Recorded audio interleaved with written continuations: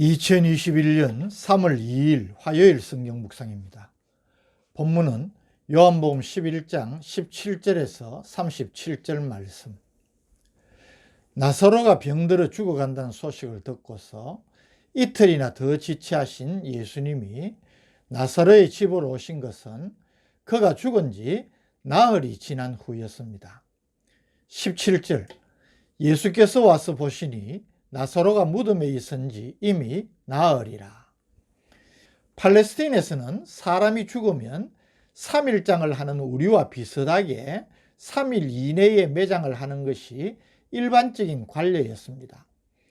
히브리인들의 전통적인 관습에는 사람이 죽은 후 3일 동안은 혼이 떠나지 않고 머물러 있어 소생할 가능성이 있다고 생각했습니다. 그래서 본문에 나사로가 무덤에 있은지 이미 나흘이라는 표현은 나사로가 더 이상 무엇을 기대할 수 없이 완전히 죽었다는 사실을 강조하는 의미가 있습니다. 18절 19절.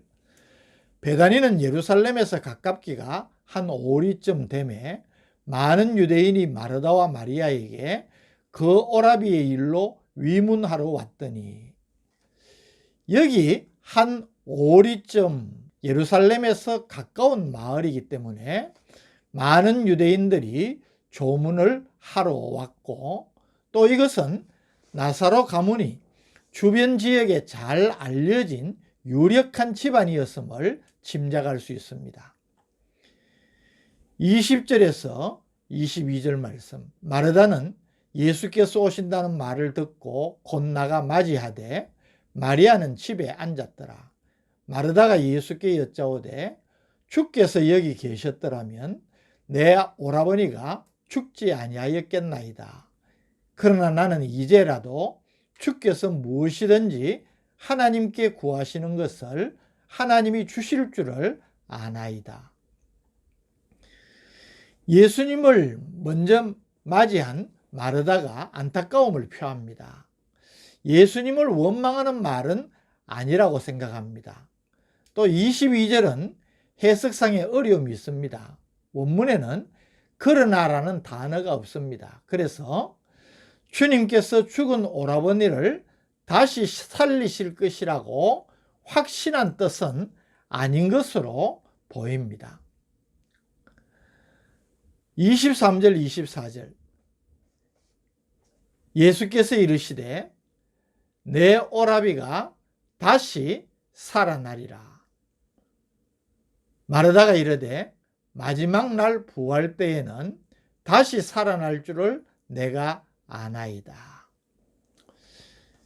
예수님은 안타까워하는 마르다에게 곧 자신이 행하실 표적으로 현 시점에서의 나사로의 부활을 말씀하셨지만, 마르다는 유대인들이 일반적으로 가지고 있는 종말론적인 부활로 생각하고 대답을 한 것으로 볼 수 있습니다.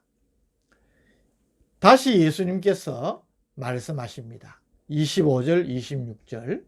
예수께서 이르시되 나는 부활이요 생명이니 나를 믿는 자는 죽어도 살겠고 무릇 살아서 나를 믿는 자는 영원히 죽지 아니하리니 이것을 네가 믿느냐. 예수님은 나는 부활이요 생명이니 라고 말씀하십니다. 예수님의 독특한 자기 선언 형식인 에고 에이미가 또 나타나는 것입니다. 예수님은 육체적 죽음으로 끝나지 않는 예수 그리스도를 믿는 성도의 영원한 삶을 강조하신 것입니다. 이것을 네가 믿느냐? 이 예수님의 질문에 마르다가 대답합니다. 마르다의 신앙 고백입니다. 27절. 이르되 주여 그러하외다. 주는 그리스도시요 세상에 오시는 하나님의 아들이신 줄 내가 믿나이다. 마르다의 이 신앙 고백은 내용면에서는 거의 완벽하다고 볼 수 있습니다. 그러나 예수님의 부활과 영생에 대한 말씀을 완전히 이해했다고는 볼 수 없습니다. 마르다는 종말에 있을 성도의 부활에 대한 믿음은 가지고 있음이 확실하지만 지금 죽은 오라버니 나사로가 다시 살아난다는 사실은 생각도 하지 못하고 있는 것입니다. 마을어귀에서 예수님을 먼저 만나 말씀을 나누었던 마르다가 집으로 가서 마리아를 예수님께 보냅니다. 마리아는 마르다의 말을 듣고 예수님을 만나기 위해서 급히 집을 났습니다. 그러니 마리아가 나사로의 무덤에 가는 줄 알고 문상을 왔던 유대인들이 따라 났습니다. 31절 마리아와 함께 집에 있어 위로하던 유대인들은 그가 급히 일어나 나가는 것을 보고 곧가로 무덤에 가는 줄로 생각하고 따라가더니 32절 마리아가 예수 계신 곳에 가서 배엎고 그 발 앞에 엎드려 이르되 주께서 여기 계셨더라면 내 오라버니가 죽지 아니하였겠나이다 하더라. 예수님을 만난 마리아도 마르다처럼 안타까운 마음을 예수님에게 표합니다. 33절 예수께서 그가 우는 것과 또 함께 온 유대인들이 우는 것을 보시고 심령의 비통이 여기시고 불쌍히 여기사. 여기 심령의 비통이 여기시고는 분노하셨다는 의미입니다. 불쌍히 여기사는 긍휼히 여기셨다는 뜻입니다. 즉 예수님은 나사로의 죽음으로 마리아와 그녀를 따라온 유대인들이 곡하는 것을 보시고 사망의 권세에 지배당하고 있는 범죄한 인간들의 상황에 대해서 의로운 분노를 가지셨다는 말입니다.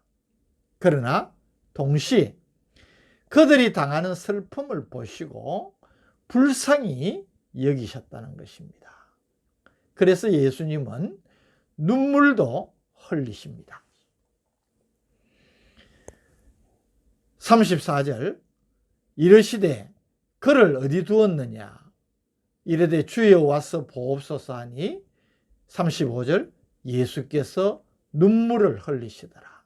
예수님은 분노와 슬픔의 감정을 누르시고 나사로의 무덤으로 가셨습니다. 36절 37절 이에 유대인들이 말하되 보라 그를 얼마나 사랑하셨는가 하며 그중 어떤 이는 말하되 맹인의 눈을 뜨게 한 이 사람이 그 사람은 죽지 않게 할 수 없었더냐 하더라.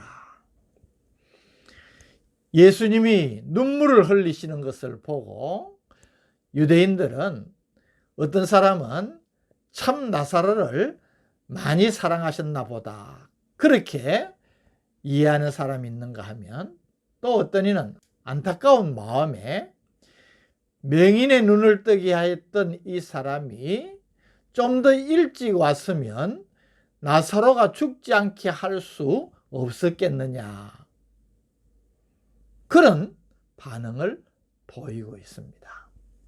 이것이 오늘 본문입니다. 오늘 저는 나사로의 죽음 앞에서 눈물을 흘리시는 예수님을 깊이 한번 생각하게 됩니다. 저에게 와닿는 것은 예수님의 눈물입니다. 35절 말씀 예수께서 눈물을 흘리시더라. 원문이나 또 영어 번역은 Jesus wept 두 단어로 된 문장입니다. 성경에서 가장 짧은 문장입니다. 그러나 저는 예수께서 눈물을 흘리시더라는 이 말씀 속에 강력한 메시지가 담겨 있음을 깨닫게 됩니다. 성경에는 예수님께서 웃으셨다는 기록은 없습니다. 그러나 우신 것은 3번 기록이 되어 있습니다. 그만큼 예수님의 눈물은 의미가 있는 것입니다.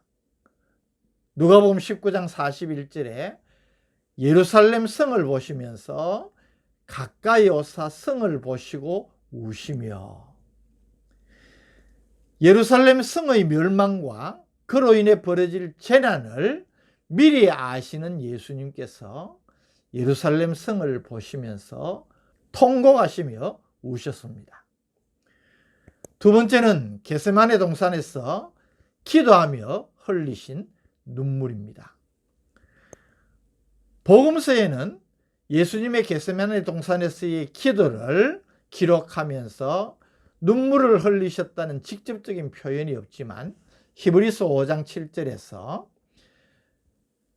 그는 육체에 계실 때에 자기를 죽음에서 능히 구원하실 이에게 심한 통곡과 눈물로 간구와 소원을 올렸고 그의 경건하심으로 말미암아 들으심을 얻었느니라 라고 표현하고 있습니다. 세 번째가 오늘 본문의 나사로의 죽음 앞에서 흘리신 눈물입니다. 이 예수님의 눈물의 의미가 무엇일까요? 눈물을 흘리시는 주님의 마음은 어떤 마음일까요? 저는 주님의 마음을 본받기를 원하고 주님을 닮아가기를 원하는 우리라면 우리에게도 이런 주님의 심정과 눈물이 있어야 된다고 생각을 합니다. 죄로 인하여서 무거운 멍에와 사망이라는 권세에 얽매인 영혼들을 바라보시며 분노하시며 눈물을 흘리시는 주님, 그 죄 때문에 받게 될 멸망의 참담한 상황을 보시면서 눈물을 흘리시는 주님, 죄로 말미암아서 인간이 가지게 되는 죽음을 비롯한 고통을 보시면서 불쌍하여서 눈물을 흘리시는 주님,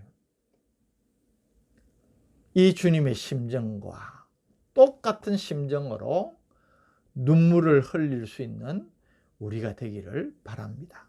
저도 개인적으로는 눈물이 영성을 가늠하는 척도가 된다고 생각을 합니다. 그래서 목회를 할 때에 하나님께 눈물이 마르지 않도록 기도했습니다. 만일에 눈물이 마른다면 어느 때든지 목회를 그만두겠다는 마음가짐으로 그렇게 교회를 섬기고 성도를 섬겨왔습니다. 오늘 이 말씀을 묵상하면서 우리 모든 성도들이 주님과 같은 마음으로 주님이 흘리신 눈물의 의미를 가진 눈물을 흘리며 주님이 가셨던 길을 믿음으로 나아갈 수 있는 우리 모두가 되기를 바랍니다. 이런 은혜를 누리시기를 주님의 이름으로 축복합니다. 오늘 주님의 눈물의 의미를 통하여서 우리에게 귀한 깨우침을 주시니 감사합니다. 기도할 때에, 말씀을 묵상할 때에 주님이 가지셨던 심정을 우리에게 주셔서 또 주님이 눈물을 흘리셨던 것처럼 눈물로 기도하고 말씀을 붙들고 사명을 감당하는 우리가 되게 하여 주옵소서. 예수님 이름으로 기도드립니다. 아멘.